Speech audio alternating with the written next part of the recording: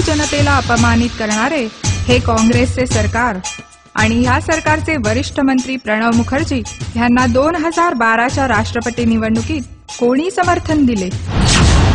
राजस्थानच्या गव्हर्नर असूनही प्रतिभाताई पाटील यांनी गोहत्या आणि धर्मांतर विरोधी कायदा आणण्यास विरोध केला. अशा हिंदुत्व विरोधी व्यक्तींना 2007च्या राष्ट्रपती निवडणुकीत कोणी समर्थन दिले?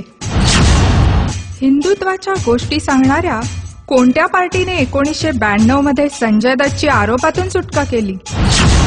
भारतीय जनता पार्टीने आपल्या जागांचे बलिदान करून रामदास आठवलेंसारख्या दलित नेत्यांना राज्यसभेत पाठवले. त्यावेळेस कुठल्या पार्टीने उद्योगपती राजकुमार धूत यांना राज्यसभेचे तिकीट दिले?